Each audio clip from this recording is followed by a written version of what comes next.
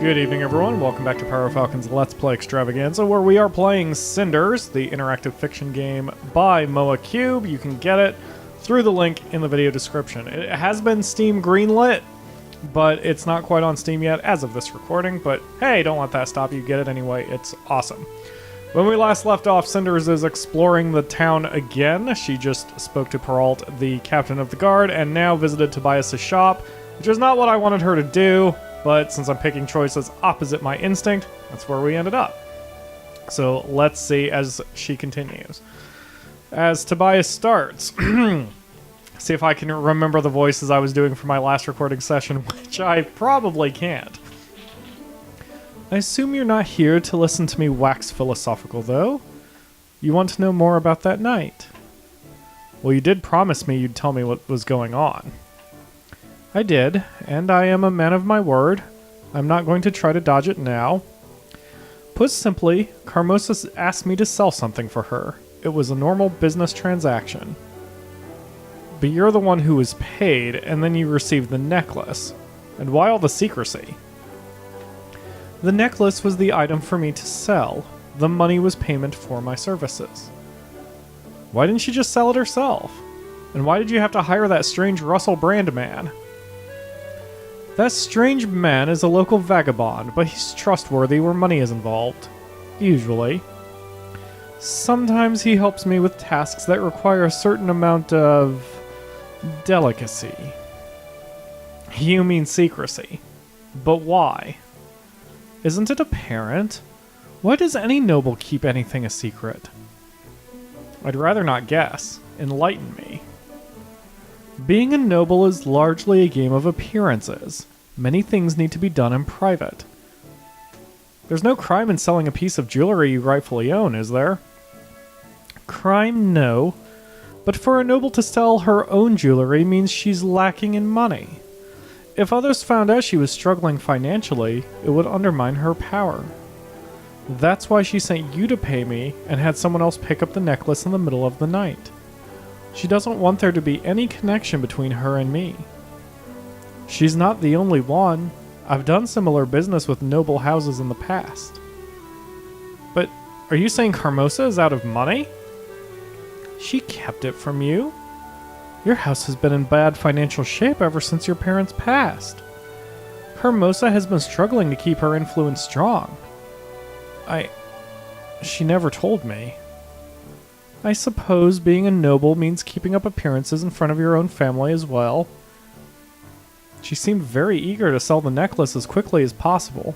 Is there a reason for that? Well, the necklace is worth a great sum, but I don't know why Carmosa needs it so urgently. That's all I know. I hope that you understand why I couldn't tell you about this. From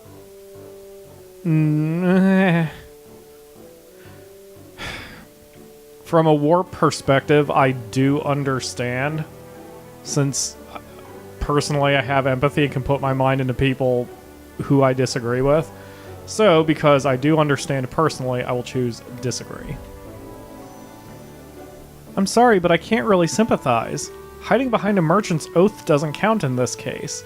This is my life we're talking about. I didn't even know my own house was having money problems. You're my friend. You should have told me. I'm sorry you feel that way. I know it's important to you, and I did consider telling you. Maybe it's for the best that you found out. But my reputation depends on how trustworthy I am, and that means I must keep my word. Does your reputation matter more to you than our friendship? I'm sorry. Ha! That means it does. Dick. I have a question, though, about the man who was working for you. I saw him come by the house again yesterday morning. Was that another pickup for Carmosa? I'm afraid I don't know. I haven't seen him since we parted ways 2 nights ago. Carmosa left the house quite suddenly after he came by. Do you think it could be related? It's hard to say. You could try asking him. He spends a lot of time at the inn. And he drops by around here occasionally. I think I'll do that. Thanks. Don't mention it. I just wish I could help more. You're being an ass, dude. Well, I need to get going now. Gloria will have a fit if I don't return early. She's taking her role as house guardian very seriously. I can imagine. Your sister has always been serious about everything. That's true. She tries so hard to be like Carmosa. I know she means well, but it's truly annoying. Poor girl. Agreed. Sometimes I pity her. Oh, get off your high horse, Cinders. Anyway, I really need to get going now. Understood. I have some business I must attend to as well. But you're always a welcome guest here.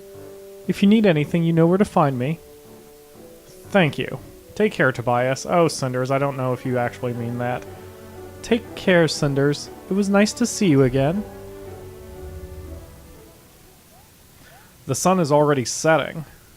I've spent the whole day in the town, and what a day it was. I guess time flies when you're having interesting chats with people you normally have no chance to talk to. Oh, how I wish life was a fairy tale and I could do that every day. And yet, life is what it is, and I never have been able to stay in town past sunset. When I was a child, I had to head back to the residence for safety. And then Carmosa entered the picture and took over. But even without her, I would have been a bit detached from the town's life. I might dress and work like every other girl here, but I still live in a mansion quite some distance from town. I have no real friends here except Tobias. I hear no news, no gossip. I really don't know what their life is about. Sure, my own life is safer and probably more luxurious, but I wonder what it would be like to live here. Be a normal town girl, wake up to the sound of life and excitement on the street. Get out of bed knowing a myriad of things await me when I walk out the door. The life goes by fast and an adventure might begin around each corner.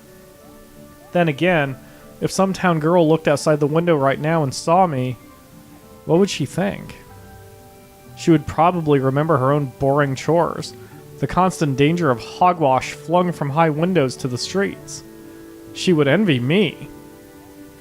I need to stop daydreaming. It's getting really late. My golden cage awaits, and the two sweet singing birds I share with are going to screech their lungs out if I stay here any longer.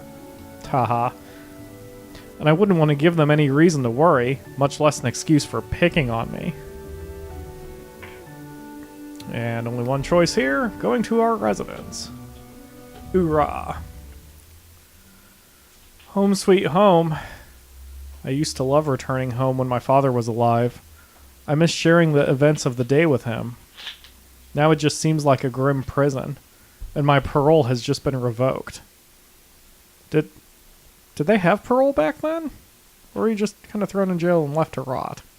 Eh. Yeah.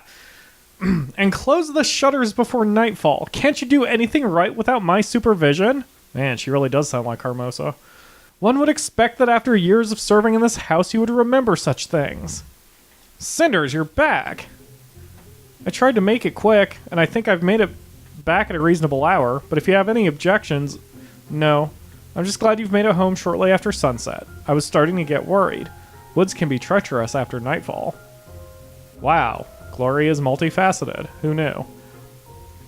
Oh, thank you. Even Cinders is surprised. Oh, thank you for your concern. I don't think you need to worry about me. I need to worry about everything in this house. If I don't, nobody would... Oh, if I don't, nobody would, and everything will fall apart. Ugh. Need an Oxford comma there. Can't these servants do anything right? It's not such a big deal. The house looks as good as it does when Carmosa is here, so you don't need to worry. Thank you, but I do. I have no time to explain it to you now. You can go to your room and read or do whatever you see fit. There are some leftovers from dinner in the kitchen if you are hungry. Alright. Thank you. Hey! What do you think you're doing on the curtains? Wait, what? Oh, what do you think what do you think it is you're using on the curtains? You'll ruin them and the stains will just stay there forever. And there she goes. Too bad, we almost had a normal conversation. Maybe it's for the better. I'm too tired to even talk and I would kill for some sleep. I should grab this opportunity to go to bed early and rest. All in all, it was an eventful day. I've sort of lost track how many days we have been at the story. I want to say 3, maybe this is day 4. Cinders, are you awake? Ugh, I'm awake. I'll be right there. I'll get to work in a minute. No, it's not about that. Whoa, why am I doing the Tobias voice? No, it's not about that. I just need to talk to you. Alright, Gloria, what is it? What is so important that you have to speak with me at this hour? At this hour? You mean noon? I wanted to speak with you about the way you've been behaving these past few days. Oh, cool. This will probably be like some sort of significant story branch based off the choices we've made so far. Now there goes my nice morning, or afternoon. It's not like that, Cinders. I actually came here to, well, to thank you.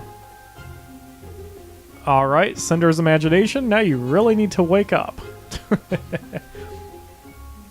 You're right. Our relationship hasn't been very good in the past, but I can see this changing. Lately, you've started behaving more reasonably and responsibly. You are less self-centered and more aware of our common interest. I just wanted to tell you that I noticed and that I appreciate this little bit of support from you. Deeply. Wow, I did not expect this from Gloria. Oh. Well, neither did Cinders. Oh, well, I'm really surprised. I don't really know how to respond. Thanks, I guess? It wasn't something I planned, you know? This change you speak of. Then miracles do happen. As Mother always says... What'd you say? I said bitchy. The Akamura is in the room and is listening to me this time, but she is not participating on the mic. Which reminds me, I should probably turn down the secondary mic. It probably just picked you up. Anyway. As Mother always says... Causes aren't important, only consequences matter. So no matter what caused you to change, what's important is that you are maturing, and it is a good thing indeed. Excuse me, mature? Yes, becoming an adult, a person who is able to grasp a larger picture, go beyond one's own interests. Also someone who can sacrifice personal happiness for the greater good of the house, if it is necessary. I don't deny that it can be difficult at times, but we are not children anymore. We must realize how we all depend on Carmosa and support her in any way we can. I see. Well, it certainly doesn't play well with my idea of maturity, especially that part about supporting Carmosa. Of course you would say that. Just like you, Mother can be a difficult person to get along with, I admit. But her intentions are good. Think about the way she is putting all her strength into giving us a good life. And if you still doubt her, try imagining our lives without her. Don't mind if I do. Also bitchy. How long do you think this house would last with her gone? You must understand she won't be here to care for us forever. And I can't do it alone, Cinders. I need your support. Ugh.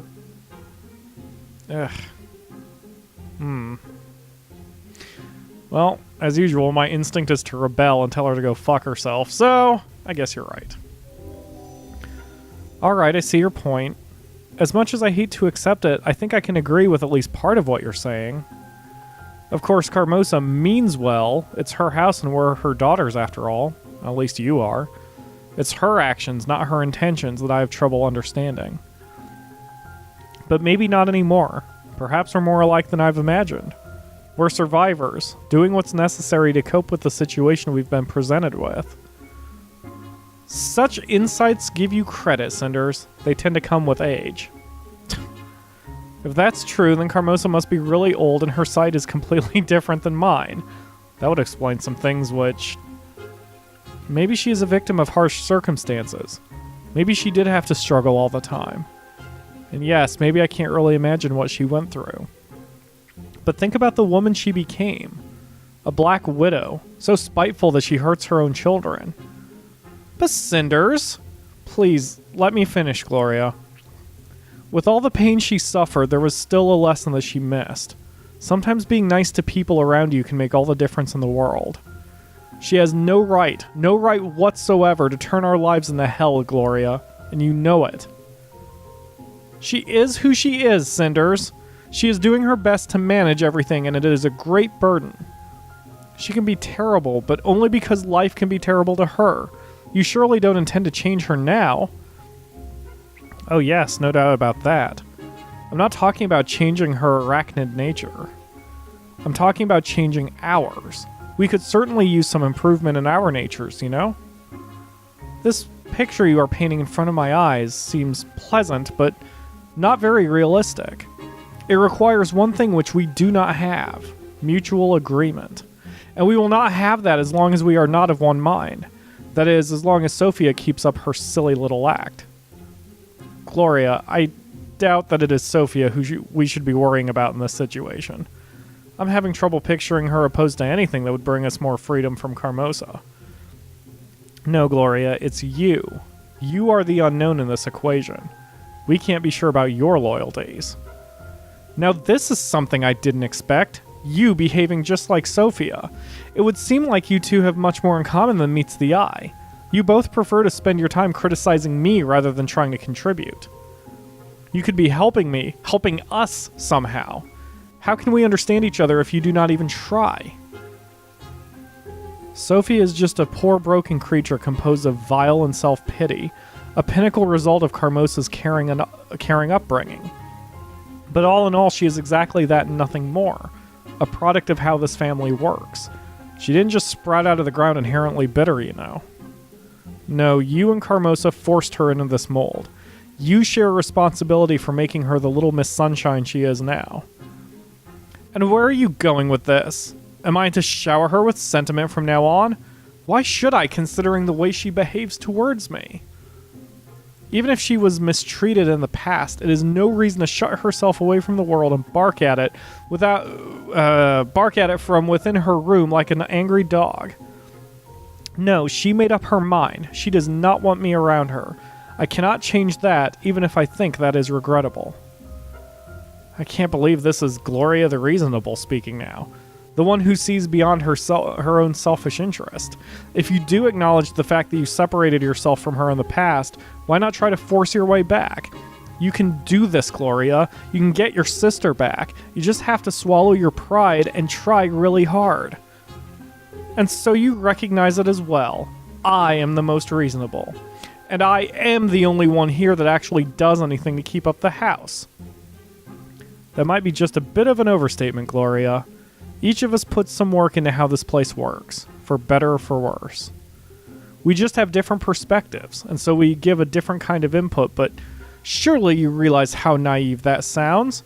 It is something one might say to a slow child to spare its feelings. I have tried to help you both understand the importance of Carmosa's rules, and yet I seem to be the only one capable of understanding the requirements to keep a proper household. Will nobody ever learn? How long am I supposed to guide you and work along against the laziness and stupidity of others? Hasn't it ever occurred to you that you might not have all the answers? Because that's the root of the problem right there. You try to be our teacher or a disciplinarian. You have no knowledge that we lack or a higher status, and you are not our mother. Stop trying to imitate Carmosa. Is this how you think a sister should act? How should I know? Do any of you act like one towards me? Ooh. Well, we will answer that question in the next episode, since I'm already over 15 minutes. Thanks for watching, everyone. Tune in tomorrow. This is getting good, as if it wasn't already.